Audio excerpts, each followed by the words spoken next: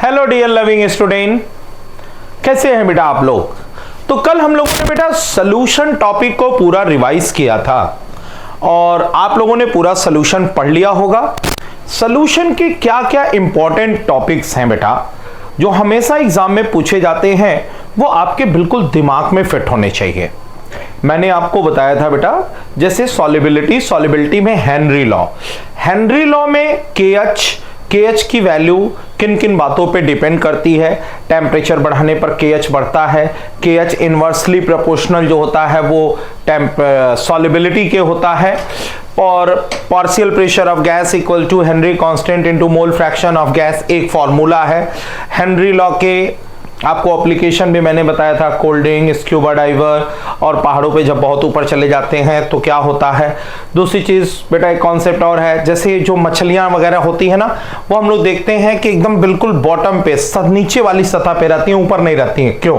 क्योंकि बेटा होता क्या है ना, जो सनलाइट पड़ता है वो ऊपर के सरफेस को गर्म कर देता है, लेकिन नीचे तक तो पहुंच नहीं पाता है, तो नीचे ठंडा रहेगा और वहां टेम्परेचर कम रहेगा, तो गैस की सॉल्युबिलिटी क्या रहेगी, ज्यादा रहेगी, मछलियों को ज्यादा ऑक्सीजन मिलेगा। उसके बाद बेटा आपका कंसंट्रेशन के जो फॉर्मूले आते हैं, मोलैरिटी, नॉर्मलिटी, मोलैलिटी, इन फॉर्मूले पे बेस्ड क्वेश्चंस। फिर उसके बाद बेटा हम लोग आ जाते हैं वेपर प्रेशर क्या होता है, इसको कौन से फैक्टर इफेक्ट करते हैं।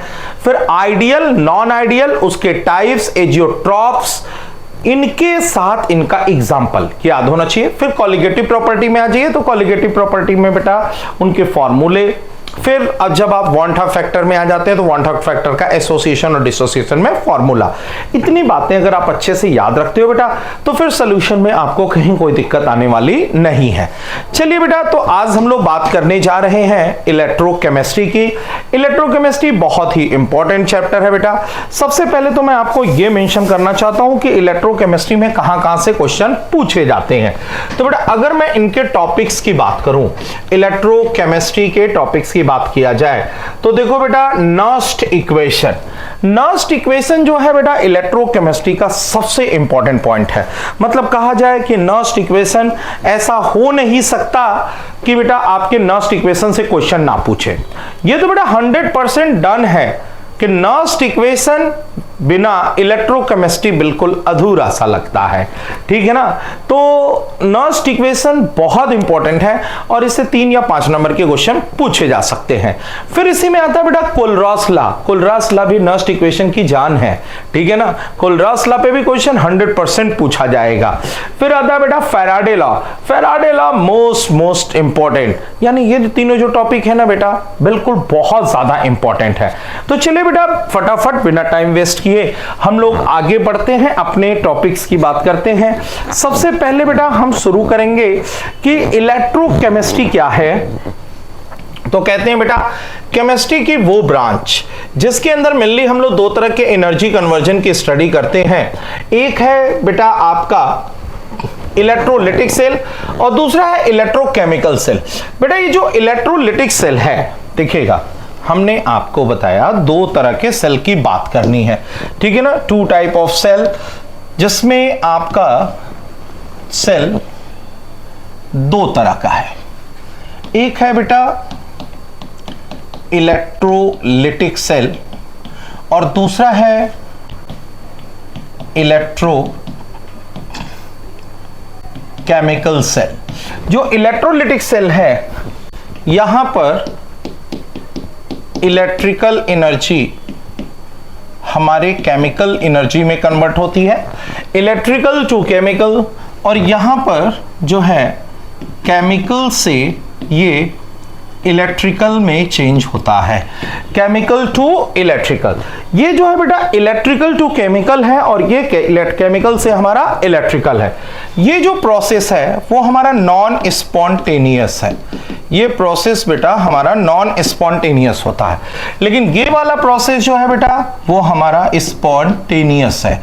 दिस प्रोसेस इज स्पॉन्टेनियस, और स्पॉन्टेनियस के अंदर गैस फ्री एनर्जी जो होता है वो आपका डेल्टा जी माइनस निगेटिव होती है, और यहां पर ये वैल्यू जो होती है बेटा ये पॉजिटिव होती है। जब हम इलेक्ट्रिसिटी पास करते हैं, इलेक्ट्रोलाइट ब्रेक करता है और ब्रेक करने के बाद बनाता है केटायन और एनायन। केटायन कैथोड पे जाते हैं, एनायन एनोड पे जाते हैं, एनोड पे ऑक्सीडेशन होता है, कैथोड पे रिडक्शन होता है। और ऑक्सीडेशन और रिडक्शन जो है वो हमारी केमिकल प्रोसेस है। ऐसे यहां पर पहले ऑक्सीडेशन और रिडक्शन के थ्रू इलेक्ट्रॉन का मूवमेंट होता है और जिससे फिर करंट का आपका क्या होता है, कंडक्शन होता है। तो ये बातें हैं बेटा आपके इलेक्ट्रोलिटिक और इलेक्ट्रोकेमिकल में बेसिक डिफरेंस। फिर बात आती है बेटा कंडक्शन की। तो देखिए कंडक्शन जो होता है, सॉलिड के अंदर मेटल है, मेटल के अंदर मेटेलिक कंडक्शन है, इलेक्ट्रोलाइट्स में इलेक्ट्रोलिटिक कंडक्शन है, उसके बाद जो है गैस के अंदर बेटा आयोनाइज्ड एटम होते हैं। अगर हम मेटेलिक कंडक्शन और इलेक्ट्रोलिटिक कंडक्शन में बेसिक डिफरेंस की बात करें तो पहली बात तो आपको यह पता होनी चाहिए मेटेलिक कंडक्शन किसकी वजह से होता है। Metallic conduction is due to the free electron and electrolytic conduction is due to the free ions. Electrolytic conduction हमारा फ्री आयंस की वजह से होता है और ये जो है फ्री इलेक्ट्रॉन्स की वजह से होता है। फिर हम लोग कहते हैं बेटा कुछ बेसिक बातें, जब आप टेम्परेचर बढ़ाओगे तो टेम्परेचर बढ़ाने पर मेटल का जो रेजिस्टेंस होता है, मेटल का रेजिस्टेंस बढ़ता है।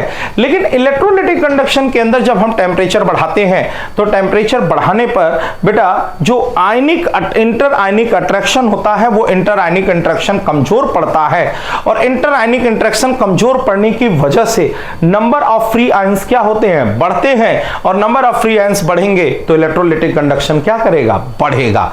तो देखिए बेटा ये बेसिक डिफरेंस याद रखिएगा। मेटेलिक कंडक्शन के अंदर कोई आयोनाइजेशन नहीं होता है, कोई केमिकल प्रोसेस इन्वॉल्व नहीं होती है, किसी आयन का ट्रांसफर नहीं होता। लेकिन इलेक्ट्रोलिटिक कंडक्शन के अंदर आयोनाइजेशन होता है, वहां पर आयन का ट्रांसफर होता है और यहां पर केमिकल प्रोसेस इन्वॉल्व होती है क्योंकि ions are oxidize and reduce होते हैं। ठीक है, चलिए फिर इसके बाद हम लोग बेसिक बातें करते हैं बेटा। जैसे कि अगर हम लोग कहें, जैसे मान लो बेटा कुछ बेसिक फॉर्मूले की बात करते हैं। जैसे हम लोग कहते हैं बेटा R इक्वल टू होता है रो L बाई A। ये हमारा सबसे बेसिक फॉर्मूला है जहां पे R को हम बोलते हैं resistance. R is resistance, rho is resistivity या स्पेसिफिक रेजिस्टेंस, स्पेसिफिक रेजिस्टेंस। और L जो होता है वो डिस्टेंस बिटवीन प्लेट है एंड A जो है वो क्रॉस सेक्शन एरिया है। और L बाई A को एक नाम देते हैं बेटा हम लोग सेल कांस्टेंट। ये जो सेल कांस्टेंट है बेटा, ये सेल कांस्टेंट हमेशा सेल के लिए कांस्टेंट होता है। आप सॉल्यूशन बदलते रहिए लेकिन सेल कांस्टेंट की वैल्यू चेंज होने वाली नहीं है। फिर हम लोग कहते हैं बेटा एक आता है conductance, that is the reciprocal of resistance, जिसकी यूनिट होती है पर ओम या इसको महो या साइमन, ये इसकी यूनिट होती है बेटा। फिर आता है बेटा conductivity. Conductivity is the reciprocal of resistivity और ये K is the reciprocal of resistivity या specific resistance. R equal to होता है rho L by A, then 1 by rho equal to 1 by R into L by A।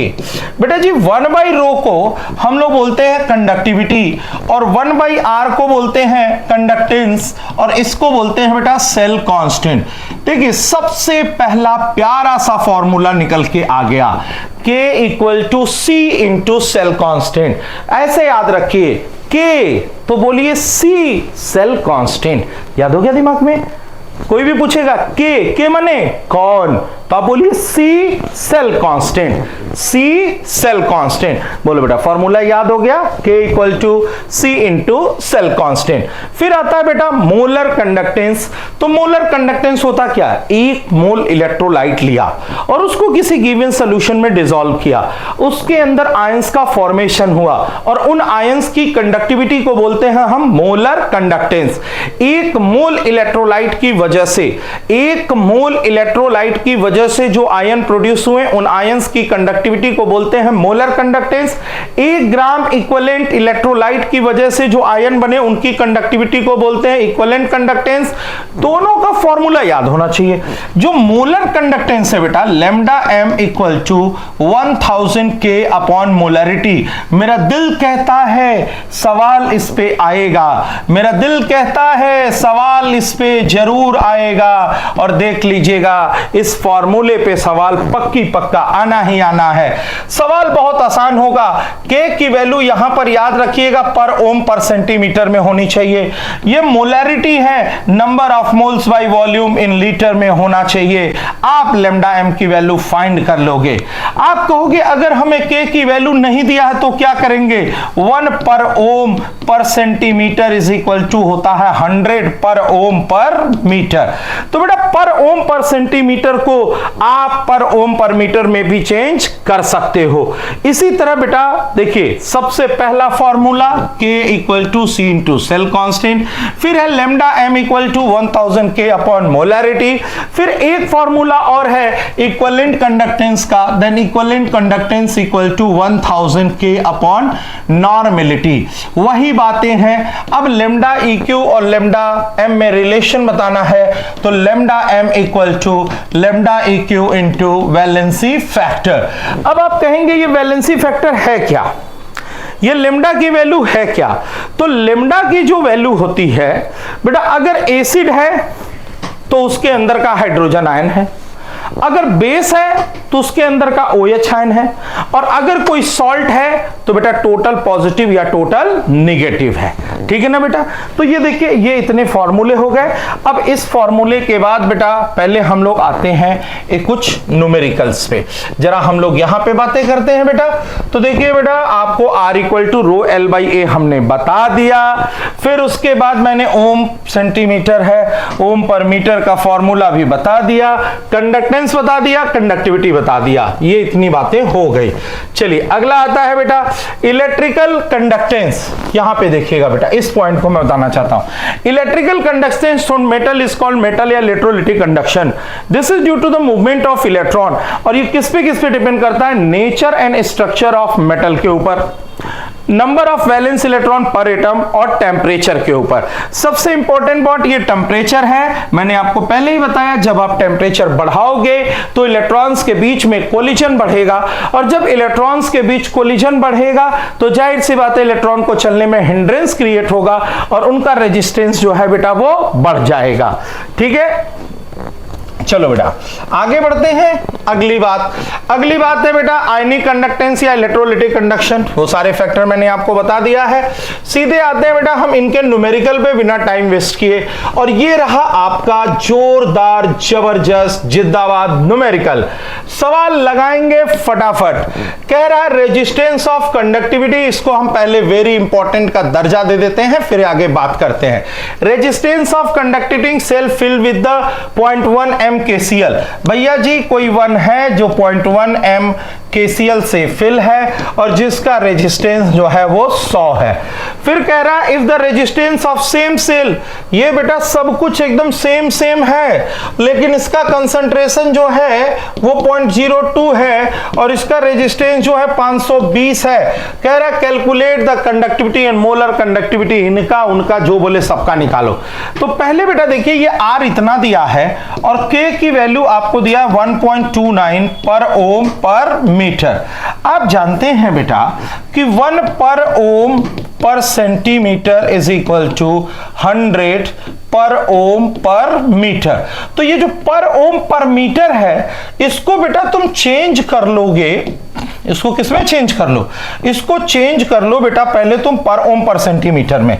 तो जब तुम पर ओम पर सेंटीमीटर में चेंज करोगे तो 1/100 से मल्टीप्लाई कर दो। K equal to 1.29 into 1/100। अब ये हो गया पर ओम पर सेंटीमीटर। अब यहां से देखिए सबसे पहले आप K equal to C into L by A होता है। K की वैल्यू हो गई 1.29/100 और C की वैल्यू क्या है बेटा? C इक्वल टू होता है 1/R, तो 1/100 into L by A, 100 cut गया। L बाई A की वैल्यू आ गई 1.29। जब आपने सेल कांस्टेंट की वैल्यू निकाल ली बेटा, ठीक है ना,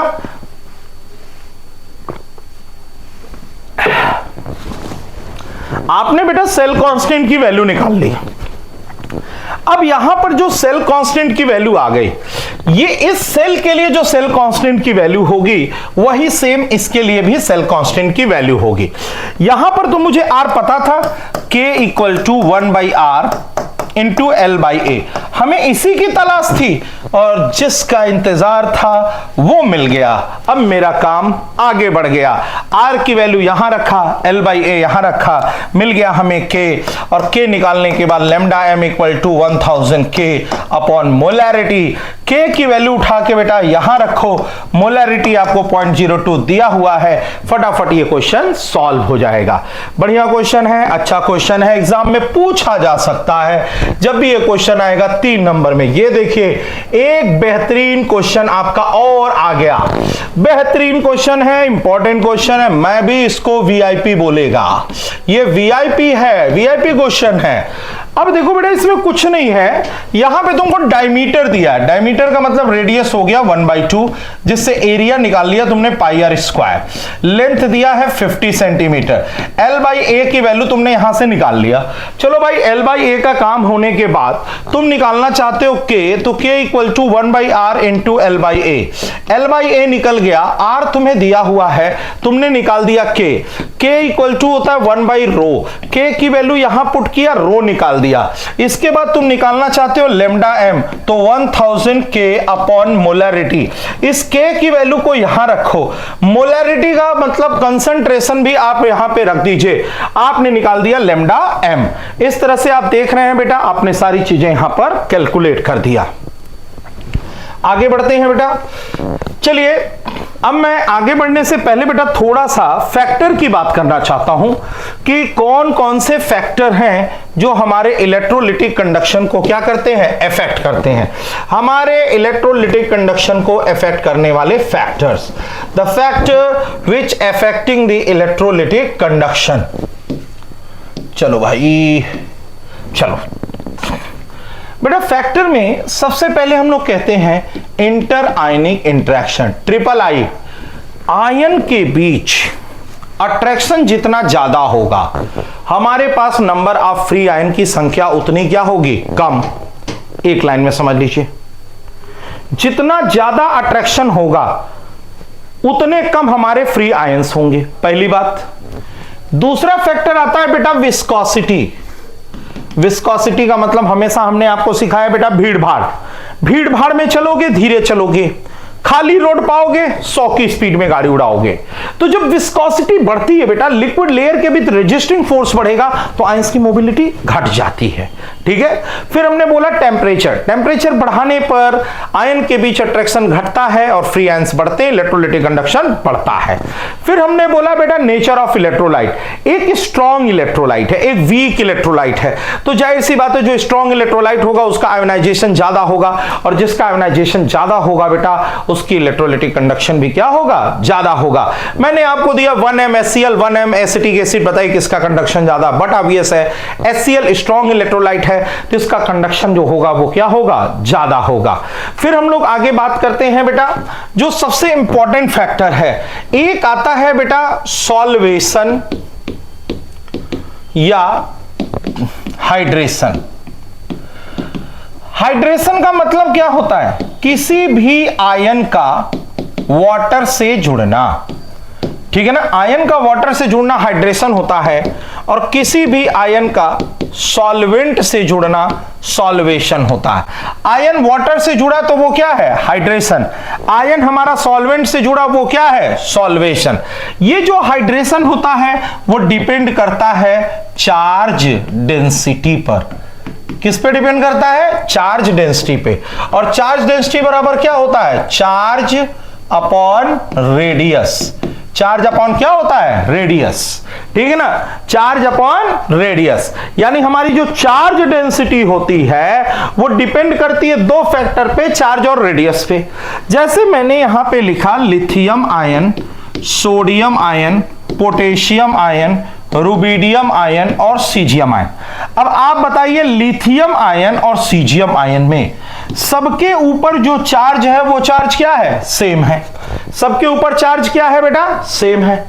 जब सबके ऊपर चार्ज जो है वो सेम है तो बेटा डिसाइडिंग फैक्टर इनका क्या हो गया, साइज हो गया। डिसाइडिंग फैक्टर इनका क्या हुआ, साइज। जिसकी साइज छोटी होगी उसकी चार्ज डेंसिटी क्या होगी, ज्यादा।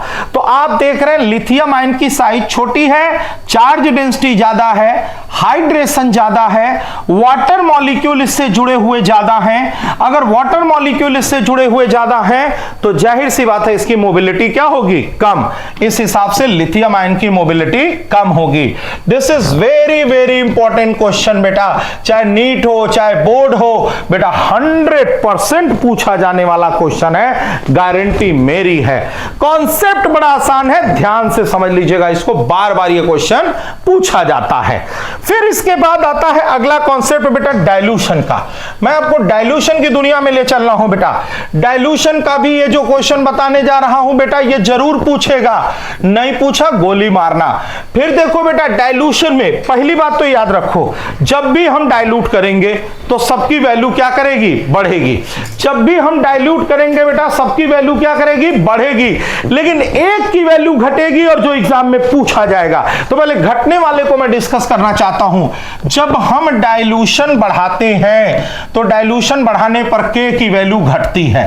के का मतलब होता है बेटा कंडक्टिविटी, और कंडक्टिविटी देखी जाती है 1 ml में नंबर ऑफ आयन की संख्या से। 1 ml के अंदर हमारे 1 ml के अंदर कितने नंबर ऑफ आयंस हैं, 1 ml के अंदर कितने नंबर ऑफ आयंस हैं बेटा, इसको देखना हो तो देखने के लिए हम लोग क्या देखते हैं, कंडक्टिविटी। अब आप सोचिए जब आप डाइल्यूट करते हैं तो क्या होता है, डाइल्यूट करने पर दो चीजें होती हैं, ठीक है ना। मान लीजिए मैंने बोला मैंने आग लगाया, तो आग लगाने पर क्या होगा, आग लगाने पर कुछ लोग बैठ के कौड़ा तापेंगे और वही आग जब आगे हो जाएगी तो ज्यादा हो जाएगी तो लोग भागना शुरू कर देंगे, ठीक है ना। तो भाई ठंडी के मौसम में लोग कौड़ा भी तापते हैं लेकिन आग जब ज्यादा लग जाती है तो भागने लगते हैं। तो वैसे ही बेटा जैसे जब डाइल्यूट किया जाता है तो अगर स्ट्रॉन्ग इलेक्ट्रोलाइट है तो वो एक ही काम होता है, उनके बीच में दूरी बढ़ती है क्योंकि वो ऑलरेडी 100% आयोनाइज होते हैं। लेकिन जो डाइल्यूट होता है बेटा, डाइल्यूट के अंदर जब हम पानी मिलाते हैं तो वहां दो काम होता है, एक तो इलेक्ट्रोलाइट के अंदर आयोनाइजेशन बढ़ेगा फ्रॉम द ऑस्टवाल्ड डाइल्यूशन लॉ, और दूसरा काम होता है उनके बीच की दूरी बढ़ना। इसीलिए कहा जाता है वीक के अंदर आपको वेरिएशन ज्यादा मिलता है। आप देखेंगे बेटा जब इसका ग्राफ देखेंगे डाइल्यूशन का तो वीक इलेक्ट्रोलाइट के अंदर आपको कुछ ऐसे डाइल्यूशन मिलेगा, ठीक है ना, और कभी भी इनफाइनाइट डाइल्यूशन की वैल्यू नहीं मिलती है। लेकिन स्ट्रॉन्ग के अंदर जो है बेटा आप देखते हैं आपको ऐसे वेरिएशन मिलता है स्ट्रेट लाइन वाला, और स्ट्रॉन्ग के अंदर डाइल्यूशन का variation lambda M at any concentration equal to lambda M at infinite dilution minus B root C. ये था Debye Hückel Onsager equation, y equal to C minus M X. ये जो है बेटा y equal to C minus M X वाला, ये देखिए strong के अंदर, ये स्ट्रॉन्ग का है और ये वीक का है। स्ट्रॉन्ग के अंदर वेरिएशन क्या है, कम, लेकिन डाइल्यूट के अंदर वेरिएशन क्या है, ज्यादा। कभी कभी बेटा आपको इस तरह के दो ग्राफ दे देता है और ग्राफ देने के बाद कहता है कि बताइए इसमें जो है कौन स्ट्रांग है कौन वीक है। बेटा अगर वेरिएशन ज्यादा है तो वो वीक है और वेरिएशन बहुत कम है तो वो स्ट्रांग है। लेकिन होता क्या है बेटा, ये जो डाइल्यूशन की वैल्यू होती है, ठीक है ना, इनफाइनाइट डाइल्यूशन पे हमें जो है स्ट्रॉन्ग के अंदर वैल्यू मिल जाती है, लेकिन वीक के अंदर इनफाइनाइट डाइल्यूशन पे वैल्यू नहीं मिलती है, और जिसके लिए हम लोग पढ़ते हैं कोलरॉस लॉ। आपसे पूछा जाए कोलरॉस लॉ क्या है, तो कोलरॉस लॉ जो होता है इनफाइनाइट डाइल्यूशन पे किसी भी इलेक्ट्रोलाइट की वैल्यू को जो होता है हम लोग इनफाइनाइट डाइल्यूशन पे जो है पता करते हैं। तो बेटा देखो डाइल्यूशन में, डाइल्यूशन बढ़ाने सब बढ़ेगा लेकिन के घटेगा। के क्या करेगा बेटा, घटेगा।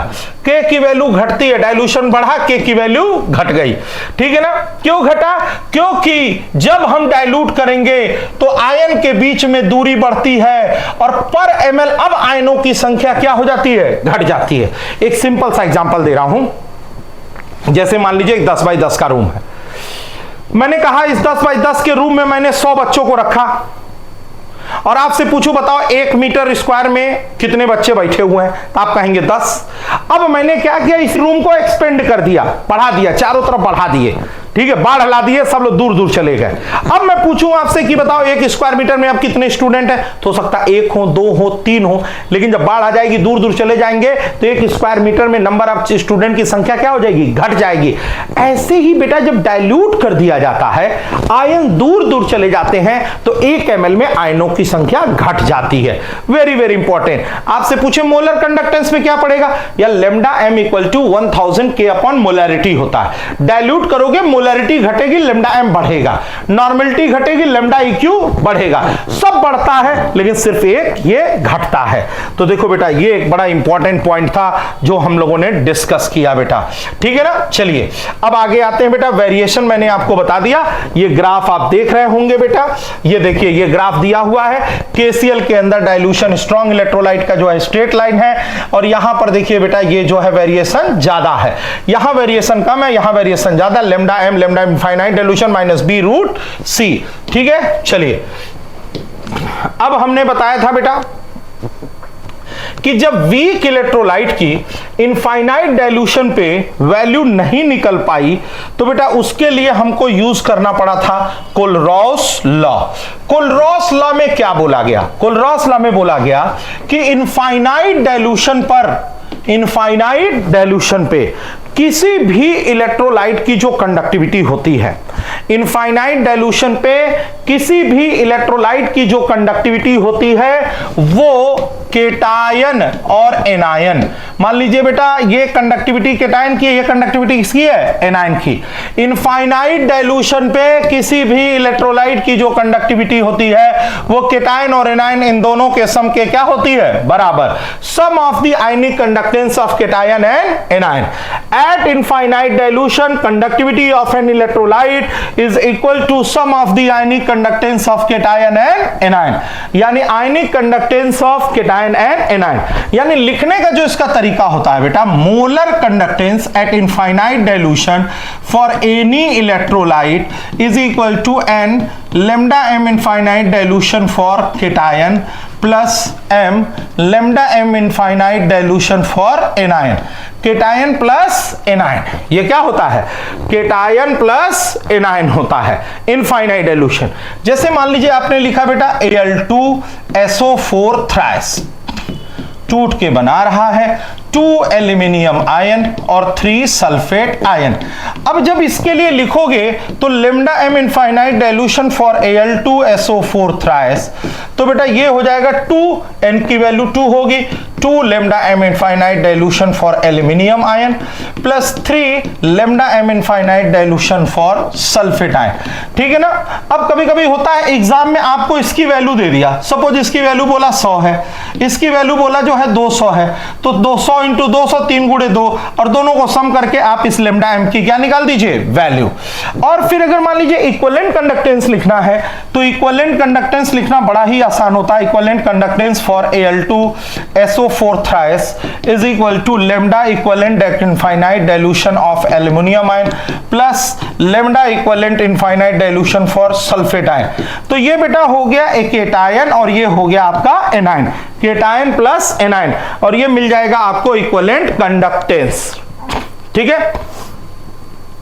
इक्विवेलेंट कंडक्टेंस की जो वैल्यू होती है वो केटायन और एनायन दोनों के सम के क्या होती है? बराबर होती है, ठीक है बेटा। तो ये आपको मिल गया केटायन और एनायन इनफाइनाइट डाइल्यूशन पे किसी भी इलेक्ट्रोलाइट की वैल्यू।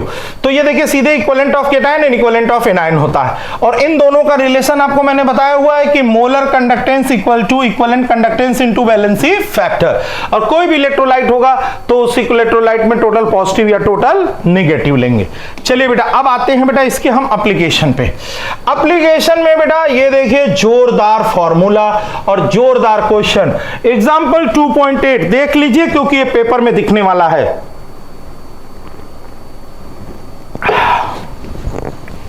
बेटा ये आपके पेपर में दिखने वाला क्वेश्चन है,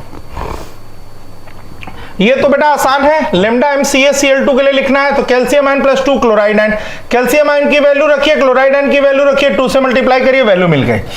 लेकिन बेटा ये वाला क्वेश्चन मैं अच्छे से आपको दिखा दूं, इनफाइनाइट डाइल्यूशन पे जब किसी भी इलेक्ट्रोलाइट की वैल्यू दी होती है और किसी अननोन का निकालना हो तो उसका ट्रिक क्या होता है ये जैसे मान लीजिए हमको बोला HAC, मतलब ये समझ लीजिए एसिटिक एसिड है, CH3COOH है, इसके अंदर दो आयन है एसीटेट और हाइड्रोजन। ये एसीटेट और हाइड्रोजन हमें जहां दिखाई देंगे, कहां कहां दिखाई दे रहे हैं वैसे, ये एसीटेट दिखाई दे रहा है और ये हाइड्रोजन दिखाई दे रहा है, इन दोनों को जोड़ दो। ब्रह्मास्त्र सुनो, जिस इलेक्ट्रोलाइट की वैल्यू तुम्हें निकालनी हो उसके आयन जहां जहां दिखाई दे, जिस इलेक्ट्रोलाइट की वैल्यू हमें निकालनी हो उसके आयन जहां जहां दिखाई दे उनको जोड़ दो और बाकी सबको घटा दो। तो बेटा यहां देखिए हमको ये दोनों, यहां दिखा H, यहां दिखा AC, इन दोनों को मैंने जोड़ दिया और बाकी जितने लोग थे उनको क्या किया, घटा दिया और वैल्यू पुट कर दिया और आंसर निकाल दिया। Very very important, very very very very very very very very, आएगा आएगा जरूर, सवाल आएगा, नहीं आया तो गोली मार देना, ठीक है, मतलब 100% आएगा। बेटा तू आंसर तक रख दे, 390.5 हो जाएगा तो 3 नंबर का क्वेश्चन आएगा।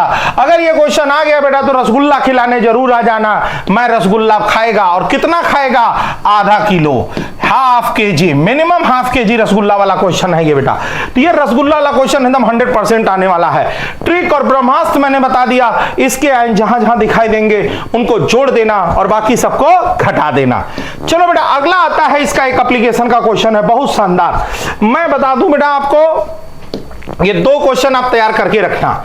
जैसे हम लोग पढ़े हुए हैं कि लेमडा m की वैल्यू निकालना है तो 1000 K अपॉन मोलरिटी होता है, और अगर लेमडा m इनफाइनाइट डाइल्यूशन कहीं से मिल जाए तो अल्फा की जो वैल्यू होती है lambda m eight any concentration by lambda m infinite dilution.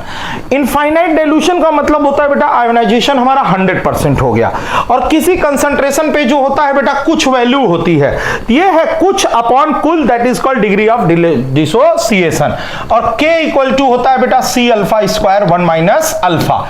इस पे देखिए बेटा पूछे, बेस्ट क्वेश्चन जब भी पूछेगा तो 5 नंबर में ले जाएगा। चलिए हमसे कह रहा है conductivity of this is the molarity and this is the value of K की वैल्यू दे दिया है। कह रहा है डिसोसिएशन कांस्टेंट निकालिए, लेमडा m इनफाइनाइट डाइल्यूशन भी दे दिया। चलो भैया लेमडा m इनफाइनाइट डाइल्यूशन तो दे दिया, लेकिन क्या आपको लेमडा m पता है? नहीं। तो लेमडा m की वैल्यू निकालने के लिए 1000 K अपॉन कंसंट्रेशन लगाइए। आप इनके फॉर्मूले पे मत जाइएगा, मैंने जो आपको फॉर्मूला सिखाया उसी पे जाइएगा। क्या? Lambda m equal to 1000 K upon molarity. आपने लेमडा m निकाल लिया, अल्फा निकालना है, लेमडा m निकल गया, इनफाइनाइट डाइल्यूशन दिया है, आपने अल्फा निकाल लिया। अल्फा निकालने के बाद K equal to C alpha square 1 minus alpha. ये 2 क्वेश्चन आप तैयार करिए बेटा, इसके बाद कहीं भी कोलरास लॉ से कोई क्वेश्चन पूछा जाएगा आप फंस नहीं सकते, 100% हो जाएगा। तो ये भी जो है रबड़ी रसगुल्ला वाला क्वेश्चन है बेटा, ये रसगुल्ला और ये रबड़ी रसगुल्ला दोनों क्वेश्चन हो गया। चलिए बेटा एक क्वेश्चन यहां पर दिया हुआ है, फटाफट सॉल्व करने वाला। जैसे देखिए मोलर कंडक्टिविटी दे रखा है इसने 46.1, लेकिन इनफाइनाइट डाइल्यूशन पे नहीं दिया है, तो बेटा इन दोनों को जोड़ दीजिए, आपको इनफाइनाइट डाइल्यूशन पे मिल जाएगा। और alpha equal to at any concentration upon infinite dilution, alpha मिल गया KC equal to KC alpha square से इसको निकाल सकते हैं। चलिए बेटा ये था आपका कोलरॉस लॉ। अब आते हैं बेटा हम लोग फैराडे लॉ ऑफ इलेक्ट्रोलिसिस पे। चलिए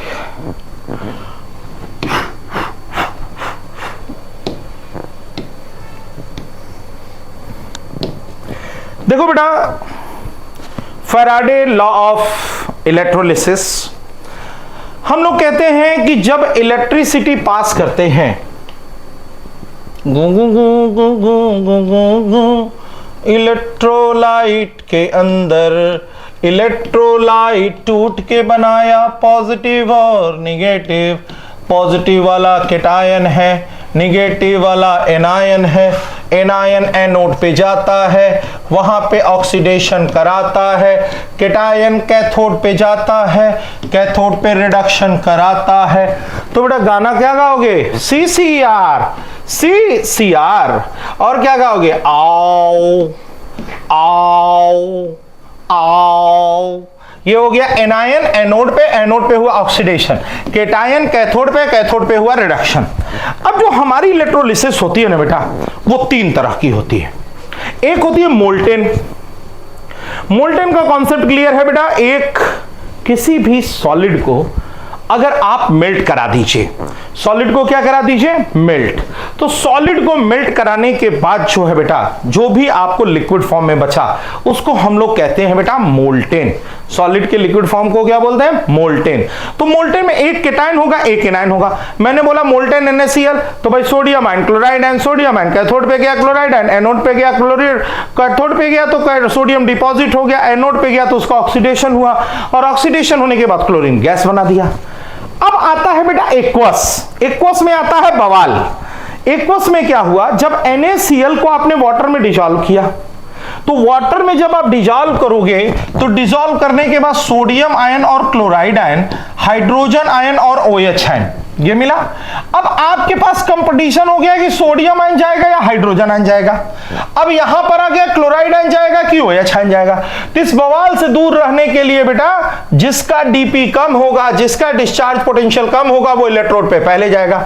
आप कहते हैं डीपी कम का मतलब क्या हुआ, डीपी कम का होने का मतलब हुआ कि बेटा जिसकी एनर्जी कम होगी, जिसकी एनर्जी कम होगी, जैसे मान लीजिए ये इलेक्ट्रोड है, ये आयन है। इस आयन को इलेक्ट्रोड पे जाने के लिए जितने एनर्जी की जरूरत होती है बेटा, उसी को बोलते हैं डिस्चार्ज पोटेंशियल। आयन को इलेक्ट्रोड पर जाने के लिए जितने एनर्जी की जरूरत होती है उसको बेटा हम बोलते हैं डिस्चार्ज पोटेंशियल। तो भैया देखिए, आयन है, इलेक्ट्रोड पे गया, इसके लिए जितने एनर्जी की जरूरत हुई इसको बोले डिस्चार्ज पोटेंशियल। जिसका डिस्चार्ज पोटेंशियल कम होता है वो इलेक्ट्रोड पे पहले जाता है। तो बेटा इलेक्ट्रोकेमिकल सीरीज में ऐसे याद रखना, लिथियम, और उसके जब नीचे चले जा रहे हो बेटा कॉपर, ये सब जैसे आते हैं, ये है आपका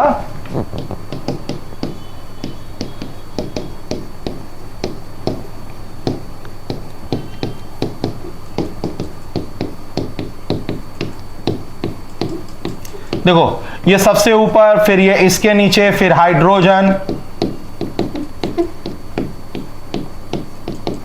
ठीक, ये है, ये सबसे ऊपर है बेटा। तो सबसे नीचे कौन है, सबसे नीचे ये है। तो जो इलेक्ट्रोकेमिकल सीरीज में नीचे होता है उसका डिस्चार्ज पोटेंशियल कम होता है, वो इलेक्ट्रोड पे पहले जाता है।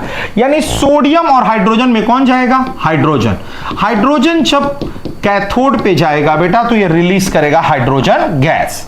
और जब एनायन की बात आती है तो एनायन में हम लोग कहते हैं बेटा कि जैसे OH है, Cl है, Br है, I है, नाइट्रेट है, ठीक, इसके आगे फॉस्फेट भी है, सल्फेट है, फिर इसके आगे जो है फॉस्फेट भी है, phosphate, sulphate, nitrate, OH, Cl, Br, I।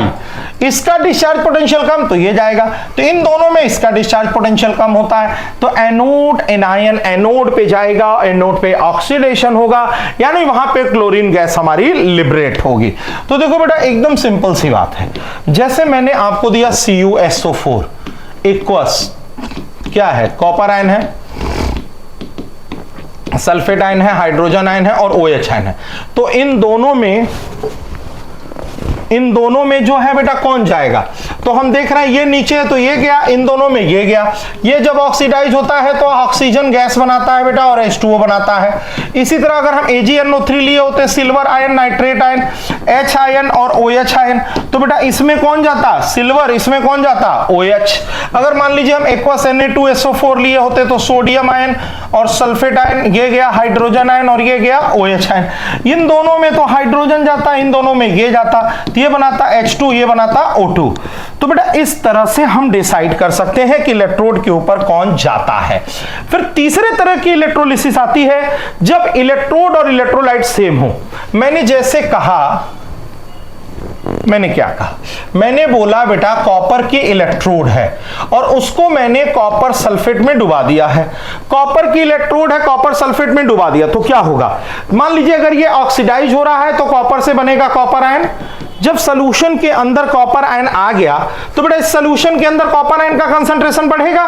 फिर सॉल्यूशन वालों ने बवाल मचा दिया, ये कौन सी बात हो गई, कॉपर आयन का कंसंट्रेशन अब बढ़ा रहे हैं। अब उनकी बात सुन करके ये इसको घटाने के लिए फिर से इसके ऊपर डिपॉजिट करना शुरू कर देगा। यानी इलेक्ट्रोड और इलेक्ट्रोलाइट अगर सेम हो तो उसी इलेक्ट्रोड का ऑक्सीडेशन और उसी इलेक्ट्रोड का क्या होना चाहिए, रिडक्शन, और कहानी क्या होनी चाहिए, खत्म। ठीक है ना। तो ये हो गया बेटा सब इलेक्ट्रोड और इलेक्ट्रोलाइट क्या हो, सेम हो। अब आता है बेटा Faraday first law of electrolysis.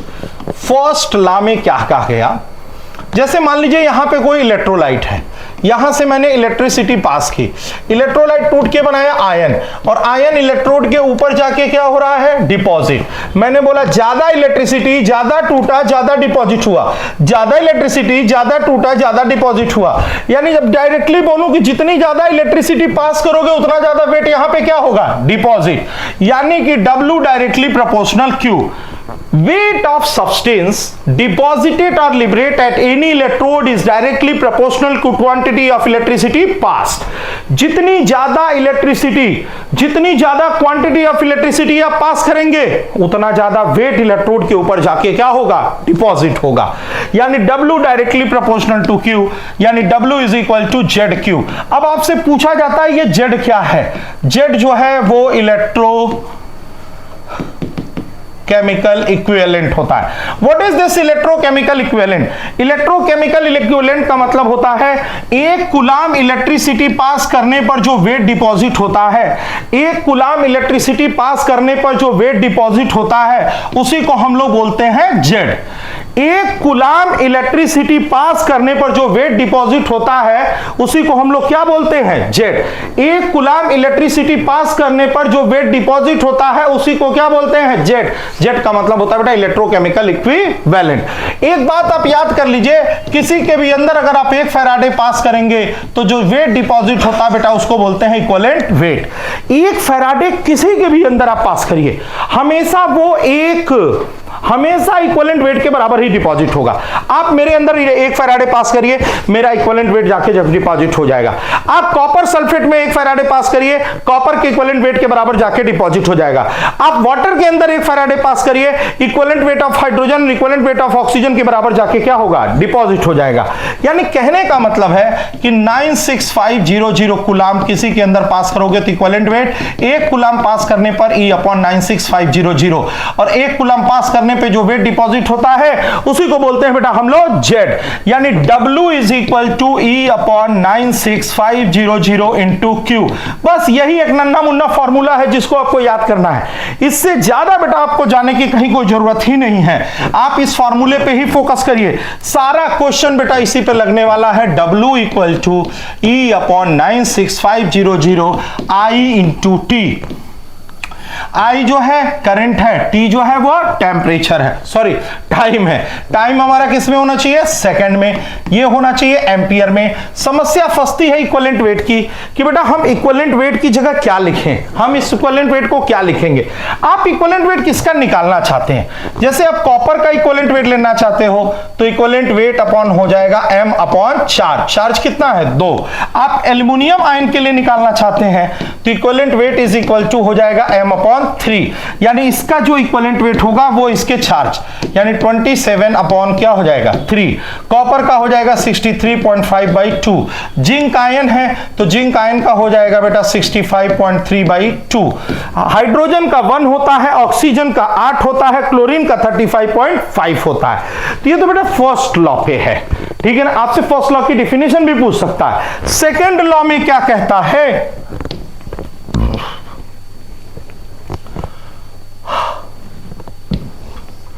Second law में कहता है W equal to Z by E by 96500 Q if quantity of electricity is constant. हमने Q की वैल्यू को कांस्टेंट कर दिया, ये ऑलरेडी कांस्टेंट है तो W डायरेक्टली प्रोपोर्शनल किसके होता है, E, and W by E is equal to क्या हो जाता है, कांस्टेंट। इसकी पहचान क्या है, इसकी पहचान है cell connected in series. Cell connected in series, same amount of electricity flow, same amount of electricity flow, same current flow, cell connected in series. ऐसे कुछ भी दिया हो तो समझ जाओ बेटा वहां आपका जो है सेकेंड लॉ लगना है। जैसे copper dip in copper sulphate, zinc dip in zinc sulphate, ये होता है सिल्वर नाइट्रेट। तो बेटा ये हो जाएगा weight of copper by equivalent weight of copper, weight of zinc by equivalent weight of zinc, wait of silver upon equivalent weight of silver. ये आपका निकल गया बेटा सीधा सीधा सा। तो मैंने आपको फर्स्ट लॉ बता दिया, सेकंड लॉ बता दिया। अब ये दो बताने के साथ साथ बेटा मैं आपको इसके क्वेश्चंस भी बता देता हूं, तो क्वेश्चन के बाद हम लोग आगे चलेंगे। चलिए, सारा कॉन्सेप्ट ये क्लियर हो गया, फर्स्ट क्लास सेकंड लॉ। अब इसके बाद जो बेटा एक देखिए बच्चों वाला प्यारा सा न्यूमेरिकल है, एकदम लाजवाब है, लेकिन वेरी इंपॉर्टेंट है। ये तो नीट का पूछा हुआ क्वेश्चन है यार, फिर तुमको भी पूछ सकता है। सवाल का कोई दम नहीं है, फॉर्मूला तुम्हें लगाना है। बात कर रहा है डिपोजिशन की, तो W equal to E upon 96500 I into T। अब देखो जी भैया, ये 1.5 एम्पियर दे दिया है, ये 1.5 मैंने रख दिया। फिर हम लोग कह रहे हैं 10 मिनट है, तो 10 गुणे क्या हुआ, 60 हो गया। ये 63.5 अपॉन क्या हो गया, 2। वेट आपने क्या कर लिया, कैलकुलेट कर दिया। प्रोडक्ट ऑफ इलेक्ट्रोलिसिस क्या बनेगा, ये कॉन्सेप्ट मैंने आपको बता दिया बेटा, ये सारी बातें बता दी हैं। चलिए ये क्वेश्चन और ये देख लीजिए, ये देखिए क्वेश्चन मैंने आपसे पूछा कि बेटा इस क्वेश्चन में देखिए, कह रहा what is the quantity of electricity require. बेटा जितने मोल इलेक्ट्रॉन का ट्रांसफर हो, जितने मोल इलेक्ट्रॉन का ट्रांसफर हो, उतने फैराडे की जरूरत होती है। सिंपल सा कॉन्सेप्ट अपने दिमाग पर बैठा के रखिएगा। बेटा यहां पर 6 मोल इलेक्ट्रॉन का ट्रांसफर हुआ है। 6 मोल इलेक्ट्रॉन मतलब कितना फैराडे हो गया, यहां पे 6 फैराडे। यहां पे हमको 6 फैराडे की जरूरत है, बिना देखे मैं आंख मूंद के 6 फैराडे बोलूंगा। यहां पर देखिए बेटा Q इक्वल टू NE होता है, Q इक्वल टू IT होता है, तो NE इक्वल टू IT हो गया। N की वैल्यू यहां से क्या कर लेंगे, फाइंड कर लेंगे। तो जरा बेटा मैं इसके एक्सरसाइज के क्वेश्चन से आपको निकाल लाता हूं, फिर मैं आगे चलूंगा। पहले एक्सरसाइज का क्वेश्चन मैं दिखा दूं बेटा, जो बार बार एग्जाम में पूछा जाता है। देखिए ये फैराडे का क्वेश्चन है, ये फैराडे का क्वेश्चन है जो आपके सामने पेश है खिदमत में। कह रहा 3 इलेक्ट्रोलाइट ABC, जिंक सल्फेट है, Ag है, कोई नहीं। Weight of zinc by equivalent weight of zinc, wait of silver by equivalent weight of silver, फिर बोला वेट ऑफ कॉपर बटे इक्विवेलेंट वेट ऑफ कॉपर। अब देखो बेटा इसकी वैल्यू हो जाएगी 65.3 बाई 2, ये हो जाएगा 108 बाई 1, ये हो जाएगा 63.5 बाई 2। किसी एक का वेट पता हो, एक का वेट पता हो 1.45, चलो जी इसका वेट पता चल गया 1.45। अब इसको इक्वेट करो, इसकी वैल्यू पता करो, इन दोनों में इसको इक्वेट करो, इसकी वैल्यू पता करो। तो बोलो बेटा वैल्यू निकली कि नहीं निकली, निकल गई। मास ऑफ कॉपर जिंक बता दिया। अब आपको करंट भी बताना है, तो weight of silver equivalent weight of silver 96500 I into T, weight ये हो गया, इक्विवेलेंट वेट 108 हो गया बेटा। और करंट दे दिया 1.5, टाइम निकाल लीजिए, खेला खत्म। ये क्वेश्चन नहीं बताऊंगा, इंपॉर्टेंट क्वेश्चन है ये। W equal two upon 96500 I into T पे लगेगा। हाँ ये क्वेश्चन में बताएगा आपको। ये क्वेश्चन क्या बताएगा, H2O टूट करके अगर H2 और हाफ O2 बनाता है, तो बेटा यहां पर चार्ज -2 है और यहां पर 0 है, तो चेंज कितने का हुआ, 2। तो कितना फैराडे चाहिए, 2। इसमें मैं 50 क्वेश्चन बता सकता हूं। बेटा मैं आपसे पूछूं 1 मोल वाटर के लिए कितना फैराडे चाहिए, 2। 1 मोल हाइड्रोजन के लिए कितना फैराडे चाहिए, 2। हाफ मोल ऑक्सीजन के लिए कितना फैराडे चाहिए, 2। 1 मोल का वेट होता है 18 ग्राम, 18 ग्राम के लिए कितना फैराडे चाहिए, 2। 2 ग्राम के लिए कितना फैराडे चाहिए, 2। 16 ग्राम के लिए कितना फैराडे चाहिए, 2। ठीक है। अब देखो बेटा 1 और हाफ 3/2 मोल, हम कहें अगर 2 फैराडे पास करूं तो कितने मोल गैस का फॉर्मेशन हो रहा है, 3/2। 3/2 मोल का वॉल्यूम भी बता सकते हैं। चलिए ये हो गया। फिर यहां पर देखिए बेटा 20 gram of calcium from molten CaCl2, W equal to E upon 96500 into Q, यहां पे भी वही फॉर्मूला यूज होगा। चलिए ये 3 क्वेश्चन मुझवानी लगाने वाले हैं, फटाफट देख लीजिए।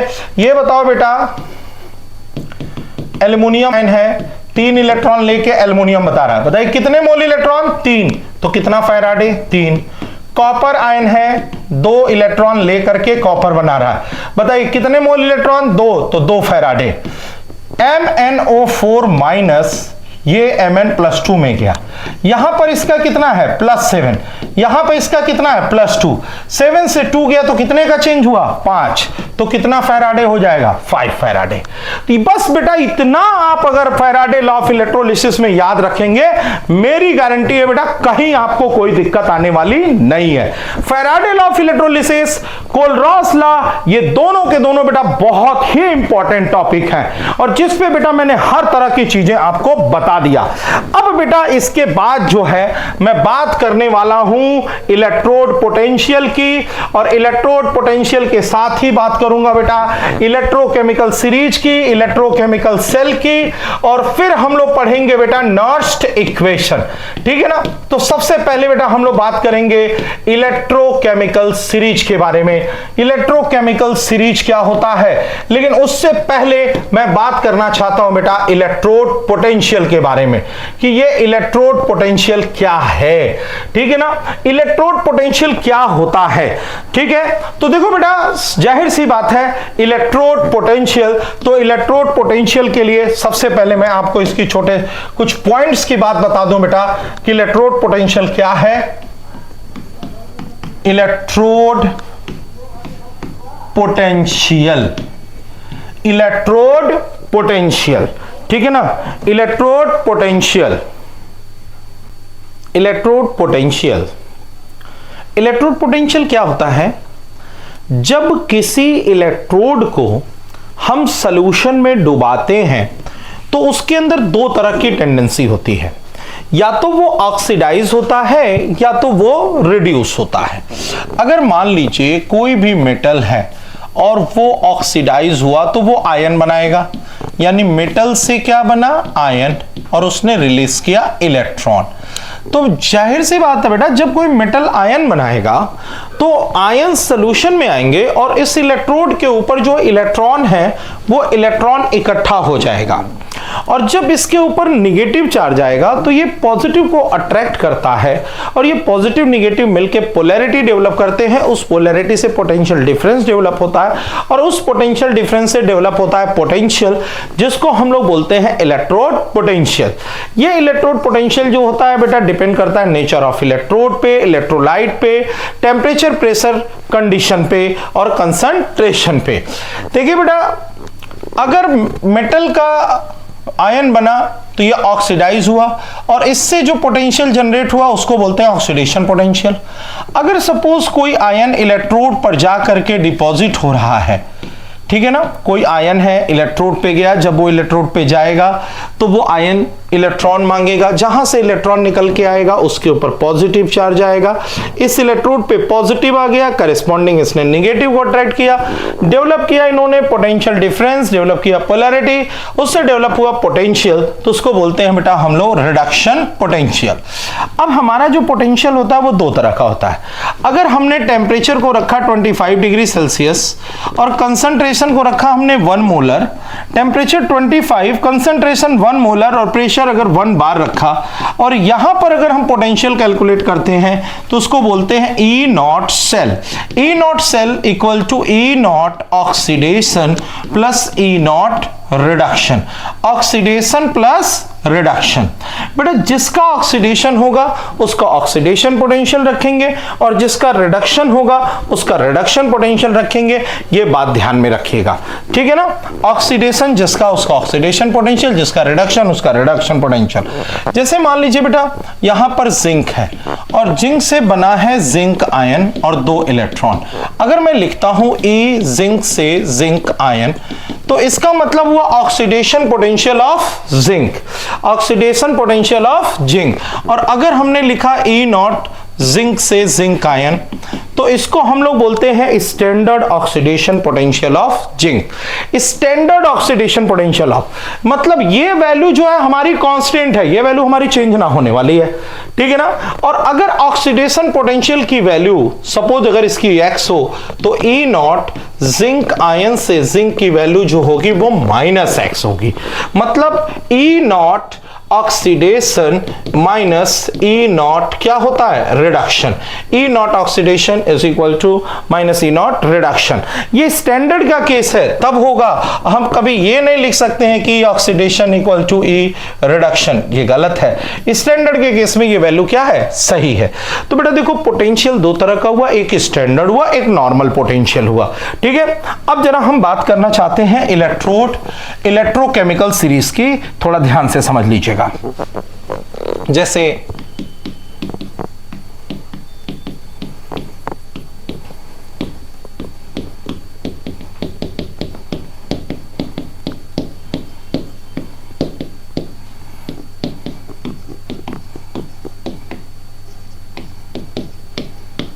सपोज बेटा ये इलेक्ट्रोकेमिकल सीरीज है, हम जानते हैं एसआरपी के इंक्रीजिंग ऑर्डर में इसको हमने अरेंज किया है। यहां पर इसकी वैल्यू 0 होती है, इसकी वैल्यू पॉजिटिव होती है और इसकी वैल्यू निगेटिव होती है, ठीक है ना। इसकी वैल्यू एसआरपी के सॉरी बेटा, एसआरपी की इसकी वैल्यू निगेटिव है, यहां 0 और नीचे वालों की एसआरपी क्या है, पॉजिटिव है। एक बात मैं समझाना चाहता हूं पहले आपको एसआरपी के टर्म में। बेटा यहां पर एसआरपी कम है और यहां पर जो एसआरपी है ये ज्यादा है। जरा इस पॉइंट को पहले समझिए, एसआरपी कम और एसआरपी ज्यादा। एसआरपी ज्यादा है मतलब मेरी रिड्यूस होने की टेंडेंसी क्या है, ज्यादा। रिडक्शन का मतलब होता है बेटा गेन ऑफ इलेक्ट्रॉन, मतलब मेरी इलेक्ट्रॉन लेने की टेंडेंसी क्या है, ज्यादा। अगर मैं इलेक्ट्रॉन लूंगा तो मेरा क्या होगा, रिडक्शन, और अगर मेरा रिडक्शन होगा तो मैं किसकी तरह बिहेव करूंगा, ऑक्सीडाइजिंग एजेंट। यानी एसआरपी ज्यादा है तो इलेक्ट्रॉन लेने की टेंडेंसी ज्यादा है, मेरा रिडक्शन होगा और मैं स्ट्रॉन्ग ऑक्सीडाइजिंग एजेंट की तरह बिहेव करूंगा। This is strong oxidising agent. दूसरी बात उठाइए, अगर एसआरपी कम है तो यहां एसओपी ज्यादा होगा और इनका एसओपी कम होगा। बेटा देखो एसओपी ज्यादा, कहीं अगर एसओपी ज्यादा, स्टैंडर्ड ऑक्सीडेशन पोटेंशियल ज्यादा है। स्टैंडर्ड ऑक्सीडेशन पोटेंशियल अगर ज्यादा है बेटा तो ऑक्सीडाइज होने की टेंडेंसी ज्यादा है। ऑक्सीडाइज होने का मतलब होता है इलेक्ट्रॉन निकालने की टेंडेंसी ज्यादा है। इलेक्ट्रॉन निकालने की टेंडेंसी ज्यादा है, ऑक्सीडेशन की टेंडेंसी ज्यादा है। कोई भी मेटल अगर इलेक्ट्रॉन तेजी से निकालता है तो उसकी रिएक्टिविटी भी ज्यादा होती है, क्योंकि मेटल आयन के फॉर्म में रिएक्ट करता है। जो मेटल जितना तेजी से इलेक्ट्रॉन निकालेगा उसकी रिएक्टिविटी उतनी क्या होगी, ज्यादा होगी। सीधा सा कॉन्सेप्ट पकड़िए, जो मेटल जितना तेजी से इलेक्ट्रॉन निकालेगा उसकी रिएक्टिविटी उतनी क्या होगी, ज्यादा होगी। यानी मेटल की रिएक्टिविटी, मेटल का ऑक्सीडेशन, मेटल का इलेक्ट्रोपॉजिटिव नेचर, मेटल का मेटालिक नेचर, ये सारी बातें एक बात को एक्सप्लेन करती हैं, कौन जल्दी से इलेक्ट्रॉन को बाहर करता है। जो जल्दी से इलेक्ट्रॉन को बाहर करेगा उसकी ऑक्सीडाइज करने की टेंडेंसी ज्यादा होगी। बस एक बात याद रखिए, एसओपी ज्यादा है। एसओपी क्या है, ज्यादा। एसओपी ज्यादा मतलब इलेक्ट्रॉन को बाहर निकालने की टेंडेंसी क्या हो गई, ज्यादा। मेटालिक नेचर ज्यादा, उसका इलेक्ट्रोपॉजिटिव नेचर ज्यादा, उसका रिएक्टिविटी ज्यादा। ये सारी बातें ज्यादा इस बात पे डिपेंड करती हैं कौन तेजी से इलेक्ट्रॉन को बाहर निकालता है। ठीक है बेटा, तो दो बातें मैंने आपको बताया, एसओपी ज्यादा, एसआरपी ज्यादा। एसओपी ज्यादा मतलब इलेक्ट्रॉन को निकालने की टेंडेंसी ज्यादा, एसआरपी ज्यादा मतलब इलेक्ट्रॉन लेने की टेंडेंसी ज्यादा। तो ऊपर वाले जो होते हैं वो तेजी से इलेक्ट्रॉन को बाहर करते हैं, और जो तेजी से इलेक्ट्रॉन को बाहर करता है उसकी रिएक्टिविटी ज्यादा होती है। मतलब ऊपर वालों की रिएक्टिविटी ज्यादा है, ऊपर वालों का तेजी से ऑक्सीडेशन हो रहा है। ऊपर वाले मतलब स्ट्रॉन्ग रिड्यूसिंग एजेंट है, ठीक है। तो ऊपर वाले क्या क्या चीज ज्यादा रख रहे हैं, तो देखो बेटा इनका ऊपर वालों का रिएक्टिविटी क्या हुआ, ज्यादा। ऊपर वाले की रिड्यूसिंग प्रॉपर्टी क्या हो गई, ज्यादा। रिड्यूसिंग प्रॉपर्टी ज्यादा हो गई, रिएक्टिविटी ज्यादा हो गई, एसआरपी ज्यादा हो गया। ये सारी बातें तो है ही है, ठीक है। लेकिन एक पॉइंट आप बस याद रखिएगा कि SRP inversely proportional to reactivity of metal, inversely proportional to reducing property.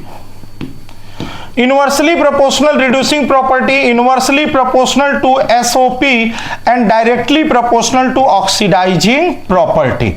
बेटा इसी पॉइंट से आपके सारे के सारे क्वेश्चन सॉल्व हो जाएंगे।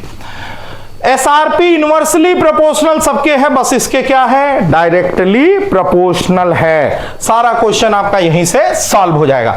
अब जैसे मान लीजिए मैं आपसे कंपेयर करूं,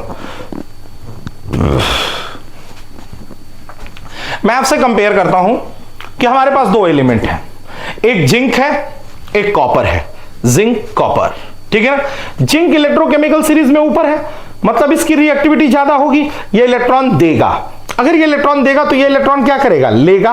ये इलेक्ट्रॉन ले रहा है, ये इलेक्ट्रॉन दे रहा है। इलेक्ट्रॉन देना माने ऑक्सीडेशन, लेना माने reduction.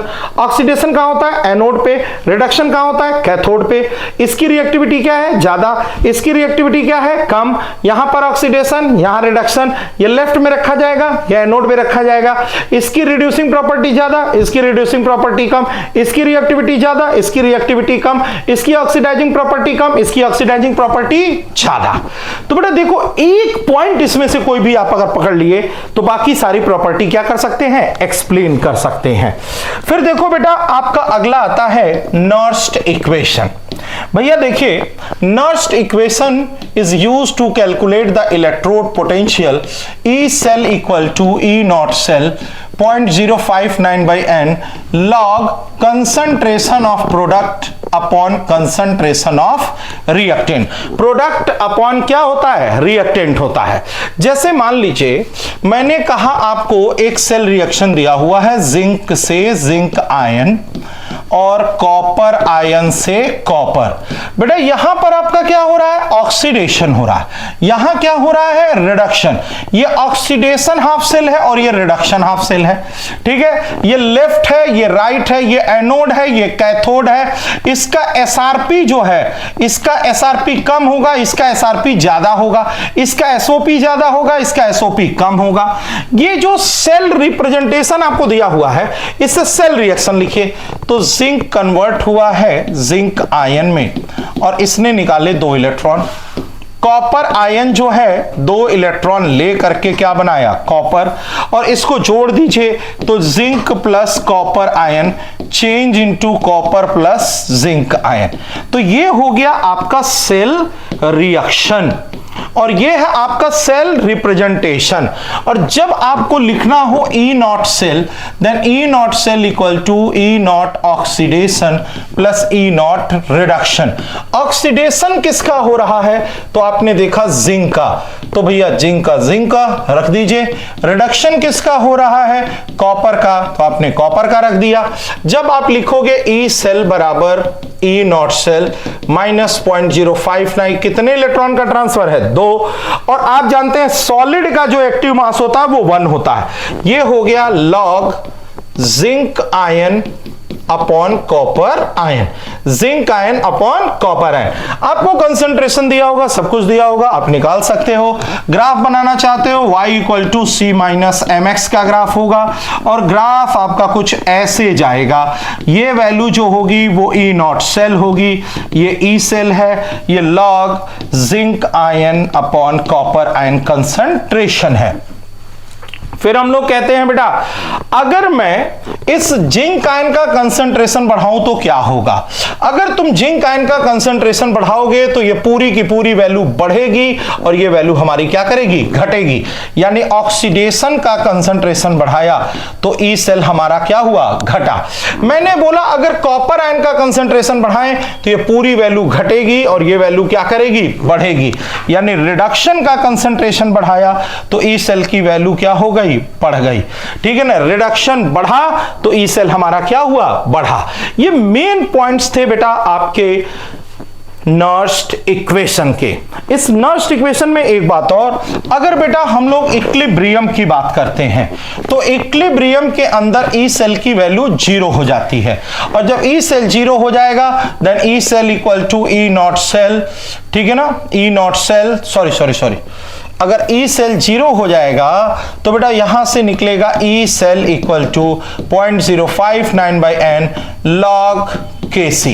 Concentration of product by reactant क्या हो जाता है, Kc हो जाता है। अगर delta G naught equal to minus n F E naught cell होता है, ठीक है ना। बेटा हम लोग कहते हैं कि अगर E cell zero then equilibrium, E cell positive then spontaneous, E cell हमारा नेगेटिव है तो बेटा ये हो जाता है नॉन स्पॉन्टेनियस। ठीक है ना, तो ये इसके बेटा मेन फॉर्मूले हैं, दिमाग में रखिएगा, ध्यान में रखिएगा। चलिए बेटा फिर से हम लोग आते हैं अपने पुराने इक्वेशंस पे। गैल्वेनिक सेल, हाफ सेल के सब आप जानते हैं बेटा, ये नर्स्ट इक्वेशन है। नर्स्ट इक्वेशन पे सीधे न्यूमेरिकल से आते हैं, इलेक्ट्रोकेमिकल सीरीज है। इलेक्ट्रोकेमिकल सीरीज के बाद ये अपना पहला क्वेश्चन, इंपॉर्टेंट क्वेश्चन। देखिए हो सकता है कहीं यही क्वेश्चन आ ना जाए, रसगुल्ला वाला क्वेश्चन, रसगुल्ला। ठीक है, देखो बेटा यहां पे डायरेक्टली ई नॉट सेल आपको गिवन कर दिया है और ये हो गया प्रोडक्ट और ये हुआ रिएक्टेंट। यहां प्रोडक्ट है, रिएक्टेंट के दो मोल है, मोल जो भी रहते हैं वो स्टोइकियोमेट्री के ऊपर पावर के फॉर्म में आ जाते हैं। तो simple formula E cell equal to E naught cell, यहां पे आप 0.059 लिख सकते हैं, ये लॉग है, ये यहां पे 0.059 हो गया, ये वैल्यू ये हो गई, दोनों वैल्यू पुट किया और आपने आंसर निकाल लिया। ये देखिए मेरे हाथ से कलम भी छूट गया है, इसका मतलब ये रसगुल्ला वाला क्वेश्चन 100% हो गया, अब आएगा ही आएगा। ठीक है ना, ध्यान में रखिएगा, रसगुल्ला का क्वेश्चन आ गया। चलिए बेटा ये वाला भी फॉर्मूला आपको बता ही दिया मैंने, E naught cell equal to 0.059 log K C. ठीक है, चलिए अगला क्वेश्चन चलते हैं बेटा, अगले क्वेश्चन पे टका टक टका टक। ये देखिए आपसे ई नॉट सेल पे मैं बात कर रहा था और क्वेश्चन भी उठा के वहीं से पूछ ही लिया है। कह रहा calculate the equilibrium constant. Equilibrium constant का मतलब ई सेल की वैल्यू 0 हो गई, ई सेल 0 मतलब E naught cell 0.059/2 log K सी। ये दिया है, के सी की वैल्यू क्या करना है, निकाल लेना है। बाकी delta G minus n F E naught cell बता दिया, उसी delta G minus n F E naught cell पे ये न्यूमेरिकल है। चलिए आगे बढ़ते हैं बेटा। अब ये देखो बेटा ये वाला भी क्वेश्चन, जरा दो क्वेश्चन है बेटा। जैसे हमको कहा ये फॉर्मूला है, pH 10 दिया है, तो pH 10 दिया है तो pH इज इक्वल टू, हम लोग कहते हैं, पहले मैं इसको डिराइव ही करा देता हूं आपको। जैसे मान लीजिए हाफ सेल, कोई भी हाफ सेल लिखना है, यहां हमें दिया है H2 से 2H प्लस 2 इलेक्ट्रॉन, हमने लिखा EH2 से H plus, E not H2 से H plus minus 0.059/2 log hydrogen ion by H2। ये गैस है, इसका 1 ले लिए।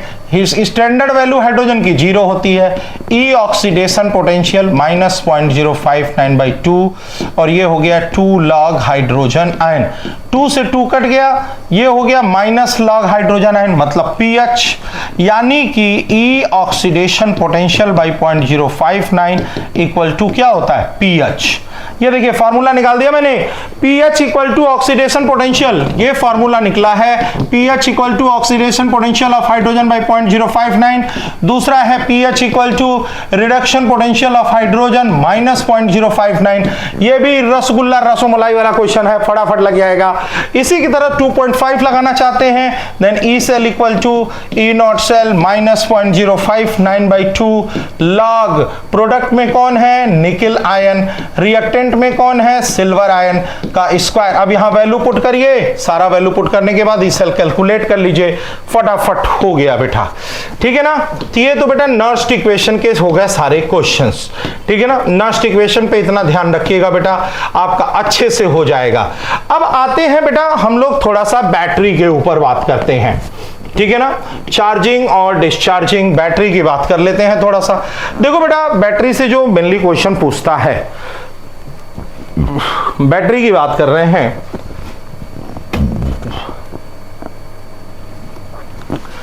ठीक है, थ्योरेटिकल है। Battery 1 cell connected in series, electrical energy basically इससे प्रोड्यूस होता है।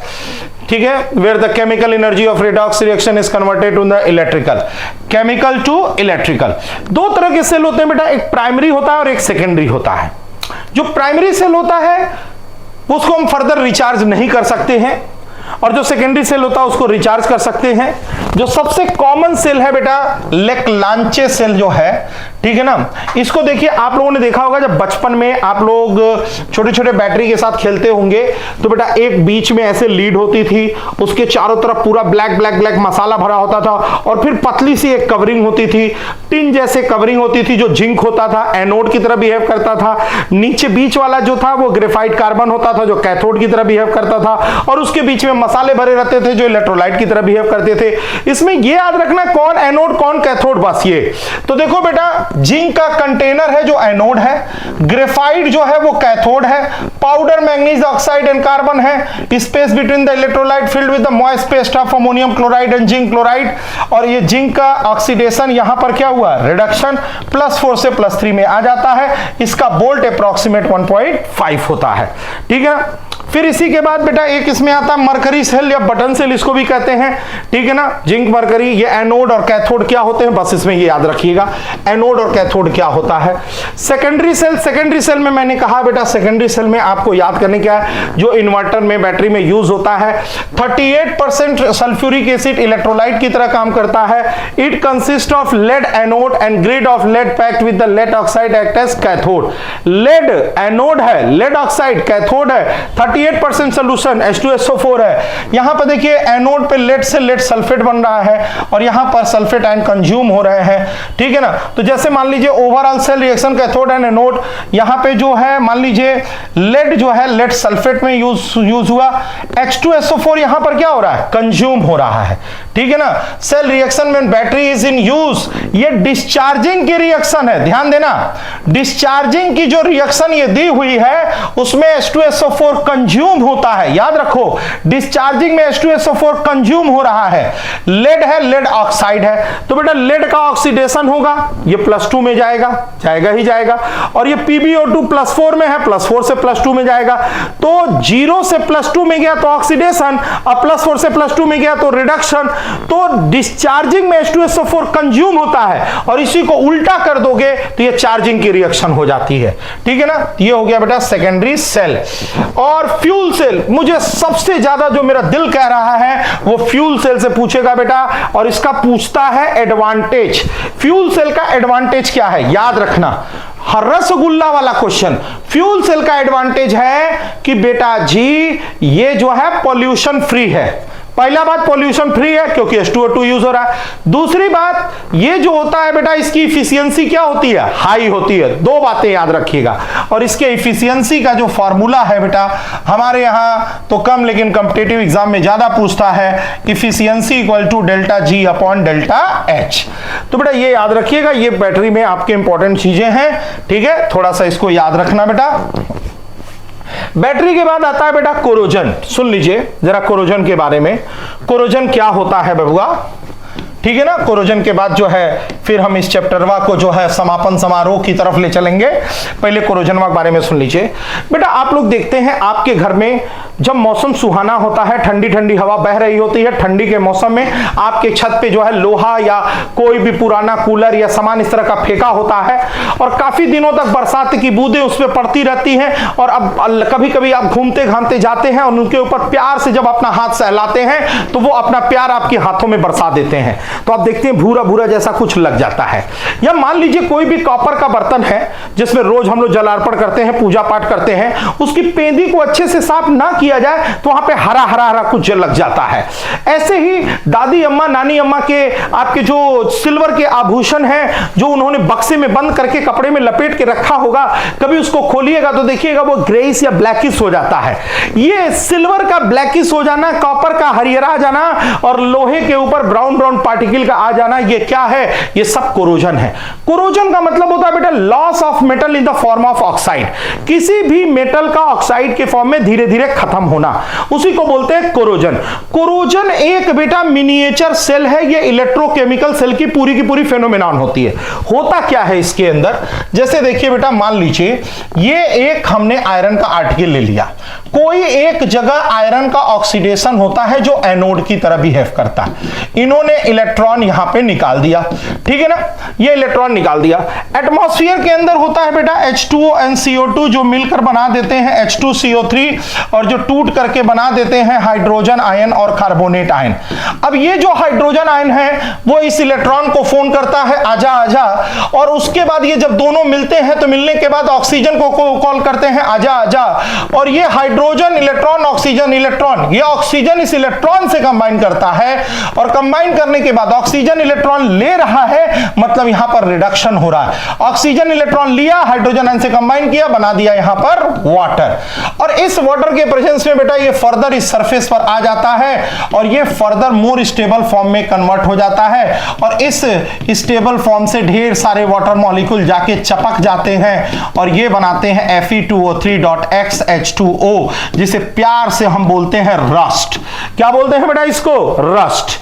This is called the rust, और ये होती है पूरी इसकी मैकेनिज्म। ये एनोड, यहां पे इलेक्ट्रॉन लिया, कैथोड, ये इसका इलेक्ट्रोलाइट, एनोड कैथोड इलेक्ट्रोलाइट, पूरा मिनिएचर सेल यहां पर एस्टेब्लिश हो जाता है। इस रस्ट से बचाने के लिए हम लोग क्या करते हैं? हम लोग कहते हैं पहला होता है बैरियर प्रोटेक्शन, मतलब इसके ऊपर जंग ना लगे, ग्रीस लगा दो, ऑयल लगा दो, पेंट लगा दो, ये हो गया रस्टिंग। फिर हम बोलते हैं सैक्रिफिशियल प्रोटेक्शन, जान तुमको बचाने के लिए मैं अपनी जान दे दूंगा, इसको बोलते हैं सैक्रिफिशियल प्रोटेक्शन, मतलब इसके ऊपर मोर रिएक्टिव मेटल की क्या कर दीजिए? कवरिंग। अगर जिंक की कवरिंग किया तो उसको नाम दे दिया हमने गैल्वेनाइजेशन। अगला होता है कैथोडिक प्रोटेक्शन। कैथोडिक प्रोटेक्शन का मतलब जैसे ये आयरन है, ये आपका आयरन है, मैंने इसको मोर रिएक्टिव मेटल से सपोज जोड़ दिया, अब जब ये मोर रिएक्टिव होगा तो ये एनोड हो जाएगा और ये बन जाएगा कैथोड। अब इसका ऑक्सीडेशन होगा, ये मरेगा जाएगा, लेकिन ये वाला क्या होगा? बचा रहेगा, इसको बोलते हैं कैथोडिक प्रोटेक्शन। फिर हम लोग कहते हैं बेटा जहां जो जिसको मॉइस्चर मिल जाता है, जहां पे स्क्रैच लगा होता है, बेंडिंग होती है, वहां पे कोरोजन क्या होता है हमारा? ज्यादा होता है। और फिर आर्टिफिशियल प्रोटेक्शन में करते हैं कि एंटी रस्ट सोल्यूशन लगा दीजिए। तो ये तो हो गई बेटा कोरोजन की बातें। देखिए बेटा एक बात मैं थोड़ा सा और करना चाहता हूं, ध्यान से सुन लीजिएगा। जो हमारा इलेक्ट्रोकेमिकल सेल होता है, गैल्वेनिक सेल, उसके अंदर होता क्या है? जैसे मान लीजिए एक देखिए क्वेश्चन यहां से बनेगा बेटा, ये है हमारा जिंक, ये डूबा है जिंक सल्फेट में, और यहां पर जो है बेटा ये हमारा कॉपर है, ये कॉपर डूबा है कॉपर सल्फेट सॉल्यूशन में।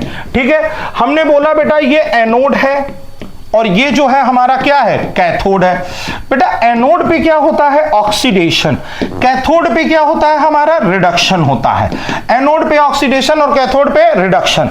ये जो है बेटा हमारे लेफ्ट साइड में, ये जो है बेटा हमारे राइट साइड में है। इसका जो एसआरपी होता है वो कम होता है, इसका एसआरपी क्या होता है? ज्यादा होता है। हम एसआरपी को भी देख करके एनोड, कैथोड, ऑक्सीडेशन, रिडक्शन ये सब बता सकते हैं। अब जैसे मान लो बेटा ये जिंक से एनोड है तो ऑक्सीडेशन हुआ, तो बेटा ये जिंक से बनाया जिंक आयन और निकाले 2 इलेक्ट्रॉन। जब जिंक से बनता है जिंक आयन तो आयन तो सॉल्यूशन में आ गए, लेकिन इलेक्ट्रॉन इसके ऊपर इकट्ठा हो गए। अब सुन लीजिएगा, एनोड जो होता है, एनोड ध्यान से सुनिएगा, ये जो एनोड है बेटा आज तक मैंने सारी दुनिया में पढ़ा था पॉजिटिव होता है, लेकिन इलेक्ट्रोकेमिकल सेल के अंदर, गैल्वेनिक सेल के अंदर एनोड हमारा निगेटिव होता है, क्योंकि इसके ऊपर इकट्ठा होते हैं excess of electron. Excess of electron की वजह से एनोड हमारा निगेटिव होता है। जिंक से बना जिंक आयन, निकाला इसने इलेक्ट्रॉन, और ये इलेक्ट्रॉन इस इलेक्ट्रोड के ऊपर इकट्ठा होने लगे, और जब इस इलेक्ट्रोड के ऊपर इकट्ठा होंगे तो इसके ऊपर आएगा निगेटिव चार्ज। ठीक है ना, हमने बोला जिंक से बना बेटा जिंक आयन, निकाला इसने इलेक्ट्रॉन, इलेक्ट्रॉन इसके ऊपर इकट्ठा हो रहा है, एक्सेस ऑफ इलेक्ट्रॉन होने की वजह से इसके ऊपर आ गया नेगेटिव चार्ज। अब जब जिंक से जिंक आयन बना तो सॉल्यूशन के अंदर जिंक आयन का कंसंट्रेशन भी क्या करेगा? बढ़ेगा। जिंक आयन का कंसंट्रेशन बढ़ रहा है, मतलब पॉजिटिव चार्ज यहां पर क्या कर रहा है? बढ़ रहा है। बेटा जब जिंक से जिंक आयन बना तो इनकी थिकनेस भी क्या करी? घटेगी। जब आप बहुत मेहनत करते हैं जिम में जाके तो आप पतले हो जाते हैं। ठीक है ना, इधर आइए, यहां पर कॉपर आयन जो है इलेक्ट्रॉन लेके कॉपर बना रहा है, यानी यहां से कॉपर आयन जब इसके ऊपर पहुंचे तो इन्होंने क्या बोला? मुझे इलेक्ट्रॉन दो, मुझे इलेक्ट्रॉन दो, मुझे इलेक्ट्रॉन दो। कहीं ना कहीं से इलेक्ट्रॉन निकल करके आएगा, मतलब यहां पर पॉजिटिव चार्ज आया। ये है कौन बेटा? कैथोड, और कैथोड पर डिफिशियंसी है, डिफिशियंसी की वजह से यहां आ गया पॉजिटिव। आज तक के इतिहास में कैथोड हमेशा निगेटिव होता था, लेकिन ये एक केस आपने ऐसा देखा बेटा जहां पे कैथोड हमारा क्या होता है? पॉजिटिव होता है। ये बिल्कुल रिवर्स केस है बेटा, सिंगल पसली केस है। अब यहां पे जब कॉपर आयन चला गया, पॉजिटिव चला गया, तो सॉल्यूशन के अंदर नेगेटिव चार्ज बढ़ गया। जब कॉपर इसके अंदर जाएगा, इसके डिपॉजिट होगा, तो इसकी थिकनेस बढ़ेगी लेकिन इसका कंसंट्रेशन घटेगा। अब यहां देखो, इसकी थिकनेस घट रही है, ये जिम जा रहा है, एक्सरसाइज कर रहा है, स्लिम ट्रिम हो रहा है, और ये दबा के खाए जा रहा है, डिपॉजिट किए जा रहा है, तो मेरी तरफ फूल के गुलगप्पा होता चला जाएगा। तो बेटा इसकी थिकनेस बढ़ी, इसकी थिकनेस घटी, जिंक आयन का कंसंट्रेशन बढ़ा, कॉपर आयन का कंसंट्रेशन घटा, यहां पॉजिटिव चार्ज बढ़ गए, यहां नेगेटिव चार्ज बढ़ गए। हम अब क्या करें? करना कुछ नहीं है, एक यू शेप की ट्यूब लगाओ, यू शेप की ट्यूब लगाओ और इसके अंदर सॉल्ट ब्रिज लगाओ। जो सॉल्ट ब्रिज लगाने पे दोनों सॉल्यूशन को कनेक्ट कर देगा। ये साहब जो हैं दोनों इलेक्ट्रोड वायर से कनेक्ट हो गए। वायर से कनेक्ट करने पर यहां पर एक्सेस ऑफ इलेक्ट्रॉन है, तो इलेक्ट्रॉन इधर से निकल के भागेगा। इलेक्ट्रॉन का मूवमेंट इधर से है, मतलब करंट का मूवमेंट इधर से होगा। करंट का मूवमेंट बेटा, हमारी जो करंट है वो कैथोड से कहां जा रही है? एनोड। याद रखना, सीए के पास जा रही है। करंट किसके पास जा रही है? सीए के पास जा रही है। ये दोनों सॉल्यूशन को इलेक्ट्रोड ने, सॉल्ट ब्रिज ने कनेक्ट किया है, तो इसका फंक्शन है कि इलेक्ट्रोड को कनेक्ट करना, सर्किट को कंप्लीट करना। दूसरा, यहां पर पॉजिटिव चार्ज बढ़ा, यहां से निगेटिव टपकाएगा, निगेटिव बढ़ा तो पॉजिटिव टपकाएगा। इसका मतलब यह हो गया बेटा, सॉल्ट ब्रिज का क्या काम होता है? बड़ा इंपॉर्टेंट क्वेश्चन बनता है। सॉल्ट ब्रिज का फंक्शन क्या है? ये एक यू शेप की ट्यूब होती है जिसके अंदर इनर्ट इलेक्ट्रोलाइट भरे होते हैं। ये इनर्ट इलेक्ट्रोलाइट का क्या क्या काम है बेटा? जैसे यहां पॉजिटिव चार्ज बढ़ा, ऊपर से निगेटिव टपकाया, निगेटिव बढ़ा तो पॉजिटिव टपकाया, चार्ज को न्यूट्रलाइज किया, सॉल्यूशन को न्यूट्रल बनाया, दोनों सॉल्यूशन को कनेक्ट किया, सर्किट को कंप्लीट करना। पहला काम चार्ज को न्यूट्रलाइज करना, दूसरा काम सर्किट को कंप्लीट करना, तीसरा होता है बेटा प्रिवेंट जंक्शन पोटेंशियल।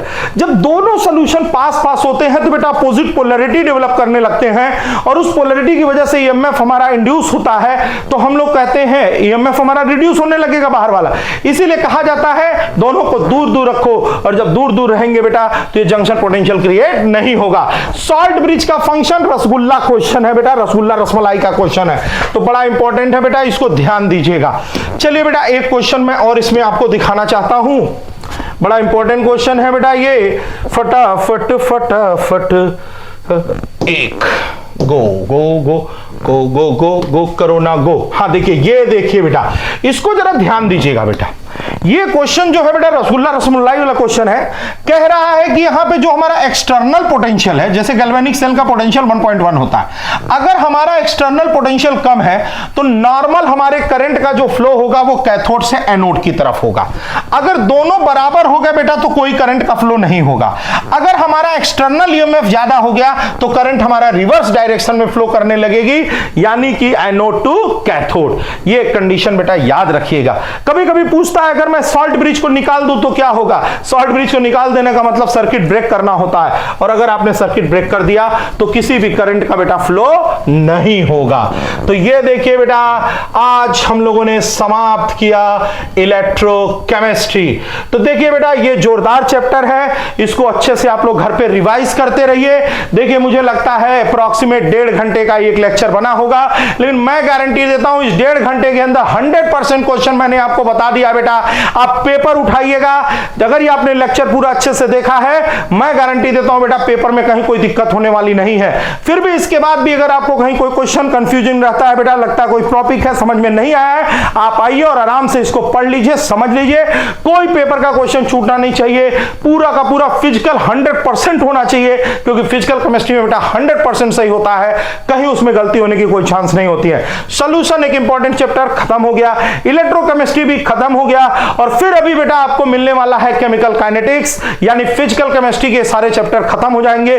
तो समझ लीजिए उसके बाद सिर्फ रट्टा मार चैप्टर है, दनादन पानी पीजिए और रटते रहिए। तो चल दिए बेटा, मिलते हैं फिर तब कुछ दिनों के बाद, कुछ देर के बाद, दिनों के बाद तो बड़ी देर हो जाएगी बेटा, देर के बाद मिलेंगे। हिम्मत मत हारना, लगे रहना बेटा, और फोड़ के रख देना है, खूब अच्छा पेपर करना है बेटा। और देखिए ऑर्गेनिक में बेटा जितने नेमिंग रिएक्शन है बेटा, रोज पानी पी पी करके रटते रहिए। मैं कल आपको ऑर्गेनिक के भी कुछ नेमिंग रिएक्शन बताऊंगा बेटा, जो आप लोग रट के रखिएगा, जरूर आगे आप लोग बहुत अच्छा करेंगे बेटा। हिम्मत मत हारना, लगे रहना। You are my rockers and you have to rock. Once again जय हिंद, जय भारत।